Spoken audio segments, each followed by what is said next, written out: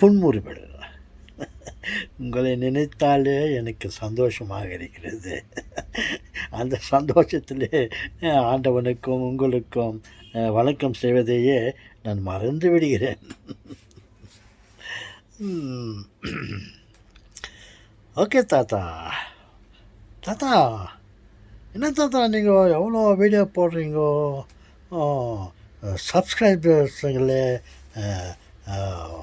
இல்லையே தாத்தா. மாதத்துக்கு ஒரு முறை ஆனால் ஒரு சப்ஸ்கிரைப் பண்ணாக்கா அது அதிசயம்.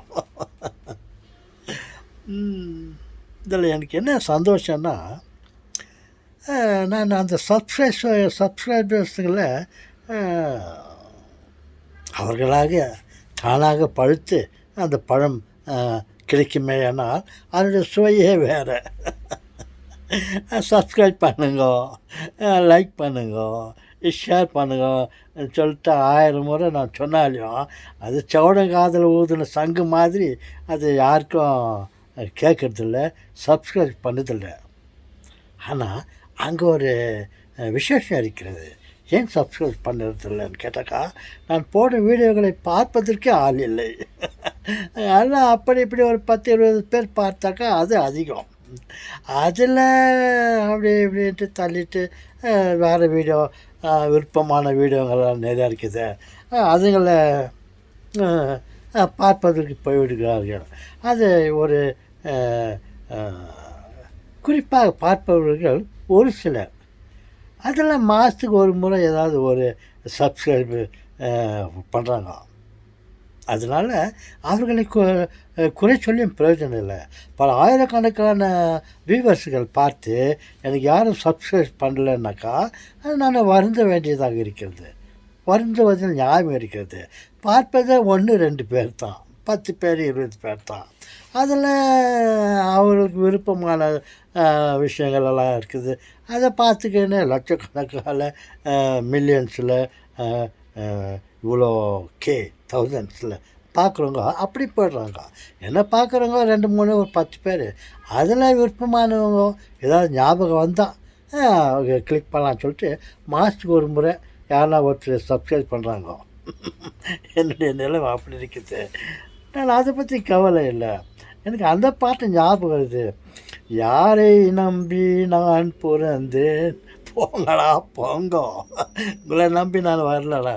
ஏதோ என்னுடைய உள்ளத்தில் இருப்பது, என்னுடைய கற்பனைகள், என்னுடைய ஆராய்ச்சிகள், என்னுடைய வான ஆராய்ச்சிகள், பூமி ஆராய்ச்சிகள், என் மனதில் வந்த பல கற்பனைகளை சொல்வதற்கு ஆசைப்படுகிறேன்.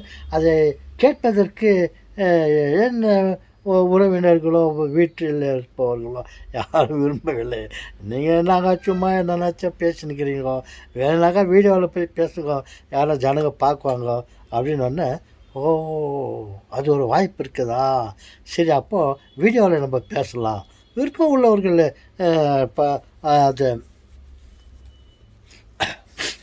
பயன்படுத்தி கொள்ளட்டும், என்னுடைய ஆசையம் நிறைவேறும் என்ற ஒரு எண்ணத்தினால்தான் நான் பல வீடியோக்களை போட்டு கொண்டிருக்கிறேன். அப்படி இருக்கும்போது யாரும் என்னை வரவேற்கவில்லை, சப்ஸ்கிரைப் பண்ணவில்லை, லைக் பண்ணவில்லை, ஷேர் பண்ணவில்லை என்ற இதையெல்லாம் என்னுடைய தலையிலேயே போவதில்லை. அதனால் நான் ஒரு சுதந்திர மனிதனாக நான் என்னை நினைத்து கொண்டு என் உள்ளத்தில் வருவதையெல்லாம் வார்த்தைகளை சொல்லி கொண்டிருக்கிறேன். அவ்வளவு தான் சொன்னாங்களே. எனக்கு யாரும் சப்ஸ்கிரைப் பண்ணலையே தாத்தா, நீங்கள் இவ்வளோ அழகாக பேசுகிறீங்களே, இவ்வளோ நல்ல கருத்துக்களெல்லாம் கற்பனையாக இருந்தாலும் அது விசேஷமாக இருக்குது. எத்தனையோ வீடியோக்களை நாங்கள் பார்த்திருக்கிறோம் தாத்தா. உங்களை மாதிரி இந்த விஞ்ஞானத்தை ஒரு கற்பனையில் நீங்கள் எவ்வளவோ விஷயத்தையெல்லாம் சொல்லிக்கிறீர்கள். கண்ணுக்கு தெரியாத ஆட்டோம்ஸ், எலக்ட்ரான், புரோட்டான்களை பற்றி நீங்கள் சொல்கிறீங்களே, இது வேலையும் யாரும் சொன்னதில்லை தாத்தா. ஏதோ ஸ்கூலில் 12ஆம் கிளாஸ் படிக்கும்போது அது ஒரு பேராகிராஃப் ஏதோ சொல்லி கொடுத்தாங்க. என்ன ஆட்டம்ஸ்லாம் என்ன, எலக்ட்ரான், புரோட்டான்ஸ்லாம் என்ன அப்படி இப்படின்னு. அதோட போச்சு. நீங்கள் புட்டு புட்டு வைக்கிறீங்களே தாத்தா. எலக்ட்ரான் புரோட்டான்ஸுகளை நீங்கள் அணுக்களை எங்களுக்கு காட்டியிருக்கிறீங்களே தாத்தா. அதை விலைக்கா எரிய வைத்த அதை இதுதான் எலக்ட்ரான்ஸ் புரோட்டான், இதுதான் ஆட்டோம்ஸ்ன்னு சொன்னீங்களே, இது வழியாக எவரும் சொன்னதில்லை. அப்பேற்பட்ட கற்பனைகளை எல்லாம் கற்பனை இல்லை, இவைகளை உண்மைகள். அவைகளையெல்லாம் நீங்கள் தெளிவாக சொல்லுகிறீர்களே. இன்னும் நிறையா இருக்குது உங்கள் கிட்ட சரக்கு. நாங்கள் கேட்கறதுக்கு நாங்கள் சிலர் இருக்கிறோம். ஆனால் பல வீடியோக்களில் நீங்கள் போட்டிருக்கிறீர்கள். ஒரு நாள் வரும், என்னடா அது தாத்தா என்னவோ பேசிக்கிறாரு பார்க்கலான்னு சொல்லிட்டு புரட்டி பார்த்தா அவர்களுக்கு நிறைய கிடைக்கும்.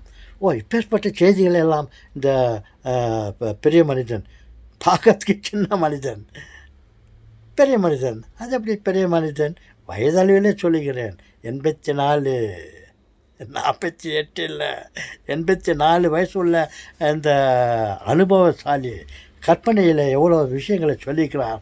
ஏடா பார்க்கலான்ட்டு அந்த ஒரு வீடியோவை பார்த்தாக்கா அது சரித்திரத்தில் இடம் பிடிக்கும். அதை வைத்துக்கொண்டு சில ஆராய்ச்சிகளை, அணுக்களை, பாம், நல்ல காரியங்களும் சில கெட்ட காரியங்களும், அந்த அணுவை எப்படி பயன்படுத்துவது என்று தாத்தா சொல்கிற மாதிரி நம்ம செய்தாக்கா வித்தியாசமாக இருக்குமே. உலக விஞ்ஞானிகளுக்கு இது ஒரு ஆதாரமாக இருக்குமே. இதை வைத்துக்கொண்டு உலக விஞ்ஞானிகள் எத்தனையோ காரியங்களை செய்யலாமே. நாம் யாரும் செய்யாட்டி நம்ம செய்யலாம்னு சொல்லிட்டு பல விஞ்ஞானிகள், சயின்டிஸ்ட்டுகள்லாம் வெளியே வர போகிறாங்க. யாரை நம்பி நான் பொருந்தேன், போங்களா போங்கோ, என் காலம் வெல்லும், வென்ற பின்னே வாங்கடா வாங்கோ. தாத்தா நீங்கள் ஏதாவது இன்னும் சொல்லுங்கள் தாத்தா, இந்த அணுக்களை பற்றி சொல்லுங்கள் தாத்தா. சொல்லுகிறேன் செல்வங்களே, எத்தனையோ ஆராய்ச்சிகள் நடந்து கொண்டு இருக்கிறது. எல்லாம் சிறிதளவு அளவில்தான் இருக்கிறது. பல நாடுகளில் பல ஆயுதங்களை, அணு ஆயுதங்களை படைத்திருக்கிறார்கள். ஏஐயுடைய, கூகுளுடைய சாட் ஜிபிடி இதனுடைய உதவியால் எவ்வளவோ காரியங்களை செய்து கொண்டு இருக்கிறார்கள். ஒரு இடத்தில் ஒரு நாட்டை அழிக்க வேண்டும், ஒரு மனிதனை அழிக்க வேண்டும் என்றால் அந்த அணுக்களும் அந்த ஏஐயும் சாட் ஜிபிடியும் கூகுளும் அலைந்து கொண்டிருக்கிறது. அவனை எங்கே இருக்கிறான், அவனை தேடி பிடித்து அவனை சுட வேண்டும், அவனை அழிக்க வேண்டும் என்று பல நூறுக்கணக்கான எடைகளே உள்ள அணு ஆயுதங்களை அனுப்பிவிட்டு அது போயிட்டு அப்படி இப்படி போயிட்டு அவன் இருக்கிற இடத்தை தேடி அதை அடிக்கிறதுக்கு அது முயற்சி பண்ணுகிறது, அழித்து கொண்டிருக்கிறது. அதெல்லாம் ஒரு முன்னேற்றம் இல்லை, அதெல்லாம் ஒரு விஞ்ஞானம் இல்லை. அவன் மனிதன் வளர்ந்து விட்டான், விஞ்ஞானம் வளர்ந்து விட்டது என்று சொன்னார். இவைகள் தானா என்று எனக்கு ஒரு மாதிரி குறைந்தபட்சமாக தெரிகிறது. தாத்தா என்ன தாத்தா சொல்கிறீங்க? நான் நினைத்தால், என் கற்பனையை சொன்னால் அது புதுவிதமாக இருக்கும். ஒரு அணு ஆயுதத்தை உருவாக்க வேண்டுமே என்னால் என்னுடைய வழியே வேறு. நினைத்த இடத்தை, நினைத்த பொழுது, நினைத்த நேரத்தில் அழிக்க நம்மால் யோசிக்க முடியும்.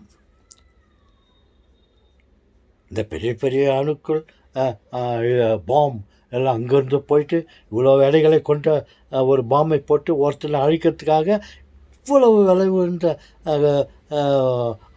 ஒரு பாம்பை போட்டு அவன் எங்கே இருக்கிறான்னு ஊரெல்லாம் தேடி கடைசியில் அவனை அழிக்கிறது. நான் நினைத்தால் அப்படி இல்லை, நினைத்த இடத்திலேயே அவனையும் வேண்டுமானால் அந்த இடத்தையும் எதை நாம் அழிக்க வேண்டுமோ அழிக்கும் எண்ணம் நமக்கு வேண்டாம்.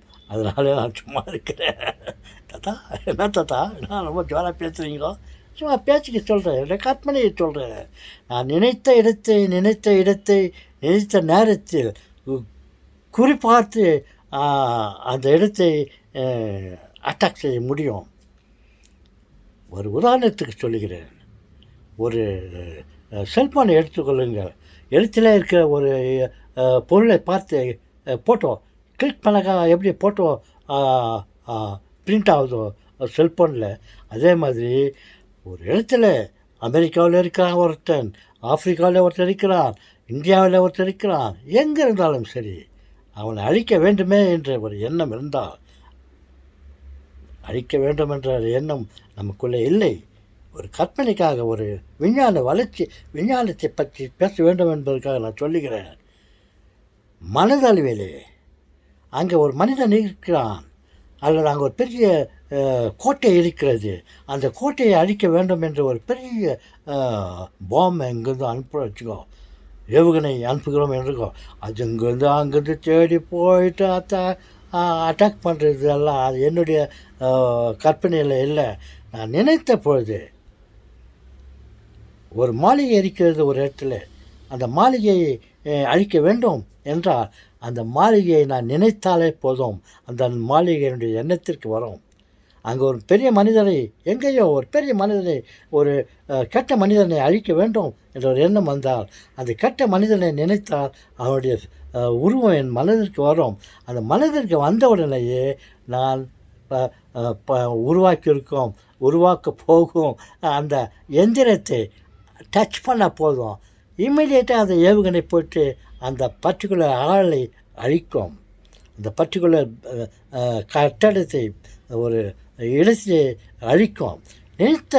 நினைத்த உடனே அந்த இடம் கிடைக்கும். அந்த இடம் கிடைத்த உடனே நான் அந்த பட்டனை அமைக்கினால் அந்த இடம் அதே இடத்தில் அழிக்கப்படும்.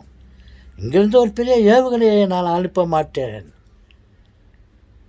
அங்கே அவனை சுற்றியே அந்த இடத்துல இருக்கும், அந்த பில்டிங்கை சுற்றியே இருக்கும் எலக்ட்ரான், புரோட்டான் அணுக்கள் இருக்கிறதோ, அதே இடத்துல இருக்கிற எலக்ட்ரான் அணுக்கள் அந்த இடத்துல இருக்கிறவனை அழித்து விடும்.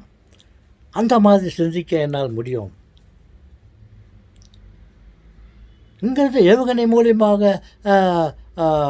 அணுக்களை அனுப்பி அங்கே போய் அது வெடித்து அந்த இடத்தை சேதப்படுத்த வேண்டும் என்ற அவசியமே இல்லை. தாத்தாவினுடைய கற்பனையே வேறு. நினைத்த இடத்திலே அவனை சுற்றி இருக்கும் அந்த அணுக்களே அவனை அந்த இடத்துலையே அழித்து விடும். அந்த மாதிரி வளர்ச்சியெல்லாம் இருக்கிறது. இப்போ இவங்க பண்ணுறதெல்லாம்